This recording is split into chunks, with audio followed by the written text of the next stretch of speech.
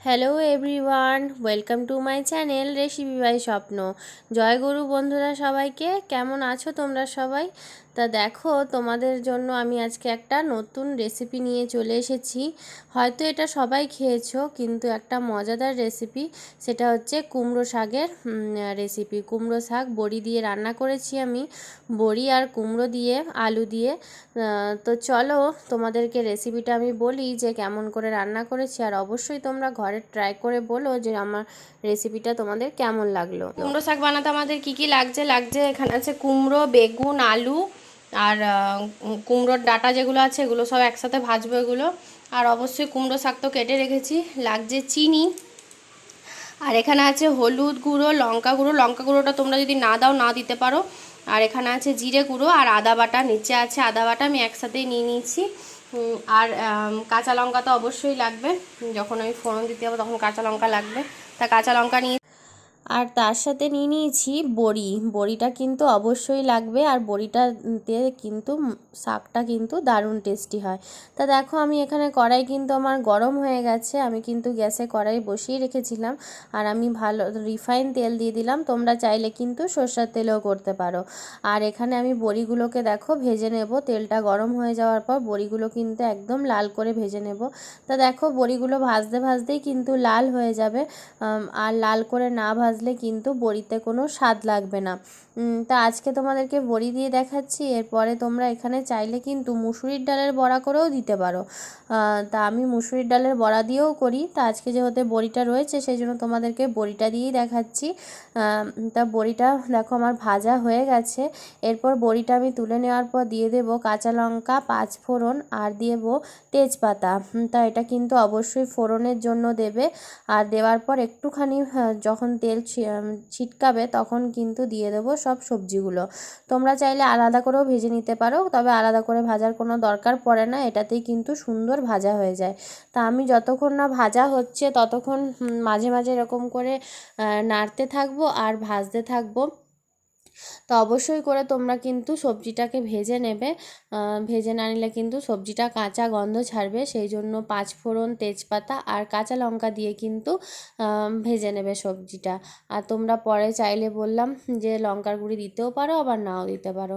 তা সবজিটা দেখো আমার অনেকটাই ভাজা হয়ে গেছে। তা আমি কিন্তু নুন দিয়ে দিচ্ছি যেন সবজিটা আরও সুন্দরভাবে মজে যায় আর তাড়াতাড়ি ভাজাটা হয়ে যায়, সেই জন্য কিন্তু আমরা লবণটা দিয়ে দিচ্ছি। এর মধ্যে কিন্তু বেগুনও আছে, বেগুনটা আমি অল্প করে দিয়েছি।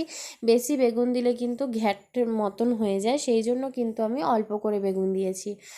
তাই আমি ভালো করে চলো ভেজে নেব। দেখো আমার কিন্তু ভালো করে ভাজা হয়ে গেছে। এরপর যে মশলাগুলো ছিল আদা বাটা, জিরে গুঁড়ো, তারপরে লঙ্কা গুঁড়ো, সবই কিন্তু দিয়ে দিলাম। দিয়ে কিন্তু আমি ভালো করে কষিয়ে নেব। আর বাটির মধ্যে যে মশলার জলটা রয়েছে অবশ্যই করে কিন্তু সেই জলটা দিয়ে দেব।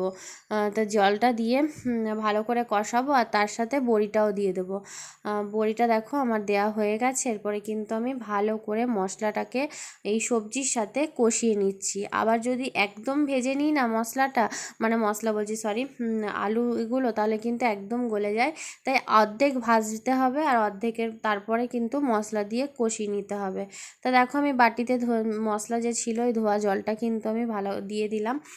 দিয়ে দেওয়ার পর এরপরে কিন্তু আমি সাথে কিন্তু চিনিটাও দিয়ে দেবো। তোমরা চাইলে পরেও দিতে পারো, বাট আমি এখনই দিয়ে দেবো। তোমাদের ইচ্ছা সেটা। আর এইটুকুনি চিনিতে কিন্তু কিছু হবে না, সবজি কিন্তু এমনিই মজে যাবে। দেখো মজে গেছেই, তোমরা দেখলে বুঝতেই পারছো। এরপরে আমি কিন্তু কুমড়োর শাকগুলো দিয়ে দেবো।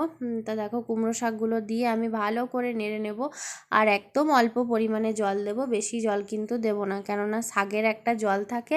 আর যদি আমরা অতিরিক্ত জল দিয়ে দিই তাহলে এত গলে যাবে যে খেতে কিন্তু পরে আর ভালো লাগবে না। সেই জন্য দেখো আস্তে আস্তে আমরা আলতো হাতে কিন্তু শাকগুলোকে নিচ থেকে সবজিগুলোকে কিন্তু তুলে শাকের সাথে পুরো মাখিয়ে নেব। তো দেখো শাকটাও কতটা মজে গেছে। আর সাথে দেখো আমি অল্প একটু জল দিলাম, হাফ বাটির মতন জল দিয়ে আমি কিন্তু এটাকে আবার ঢেকে দেবো। হ্যাঁ দেখো ঢেকে দিয়েছি। ঢেকে দেওয়ার পরে আঁচ কিন্তু ওরকমই থাকবে। তা চলে এসেছি আমি 20 মিনিট পরে। দেখো কতটা মজে গেছে শাকটা।